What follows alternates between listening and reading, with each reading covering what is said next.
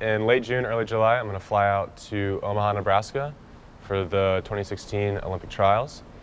It is an absolutely fantastic meet. It is super fast, sometimes even faster than the Olympics, just because there's such a high level of competition in the States. I'm competing in two events, the 100 backstroke and the 50 free, and I'm swimming on a Monday and a Friday, so I get a full week of watching the events and seeing some of the best in the world compete to go to the Olympics. And it's the top probably like 2,000 swimmers in the nation, so it's a big meet and a really fast one too. It's really exciting because there's people like Michael Phelps there and Ryan Lochte and all these famous fast swimmers that you've heard about, but now I'll actually be able to meet with them. So I'm very excited to go swim with them.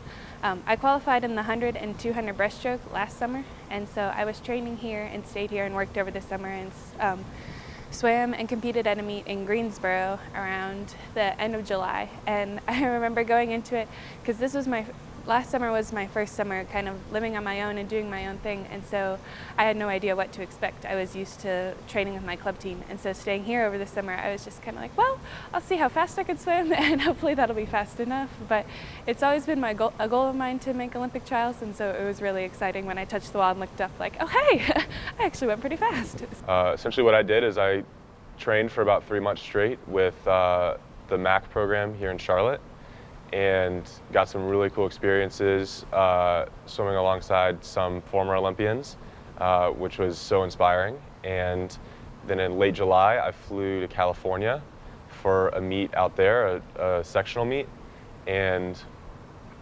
competed in all my events, just trying to get as many Olympic trial cuts as I could. And while I was there, I actually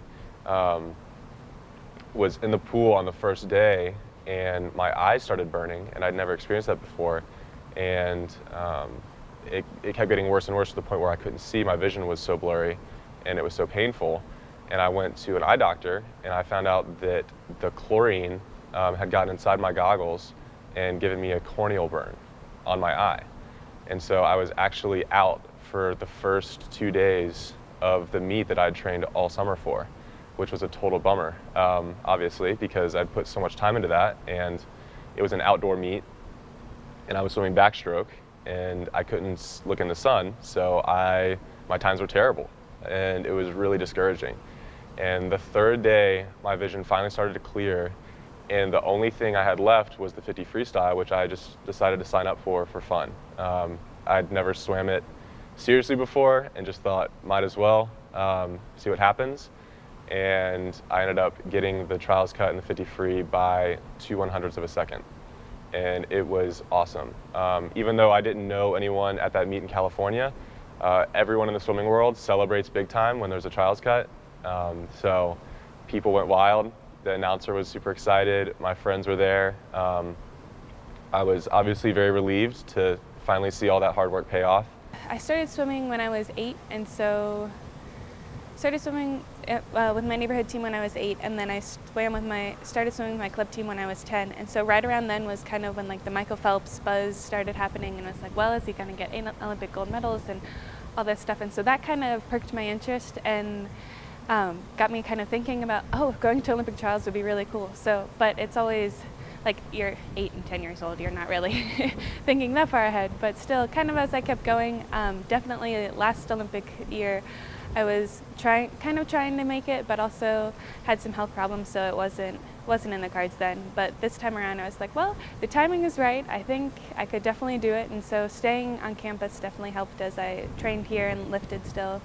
And so kind of this spring, I definitely kept that in mind, that I was going to want to keep training and keep things up. And so I took a lighter course load. Most people take 3 courses their senior spring. I decided to do it my junior spring, and especially the 3 I was taking are pretty hard.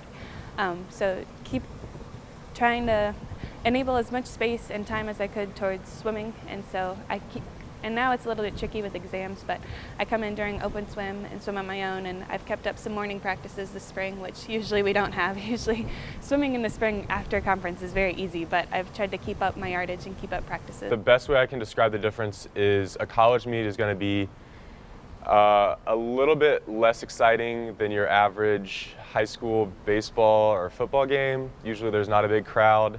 It's just family and friends. the teams get excited about it, but other than that, there's not that much hype.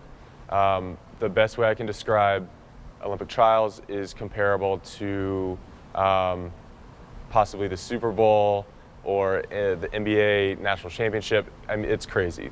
Olympic trials is one big party mostly because everyone who's there, you have only the top 16 people will come back and like swim again and different things. So those people are a little bit more concerned, but the rest of us are just happy to be there. So it's one big party. There's fireworks. They have extreme different like displays going on and all this cool stuff, and so it's just a really cool atmosphere to be in, and there's so much pride and enthusiasm when everyone's there. And unfortunately the meet ends on July 3rd, but supposedly July 4th when you're at the meet is just the coolest thing ever because everyone is cheering for everybody there. So it's an awesome environment.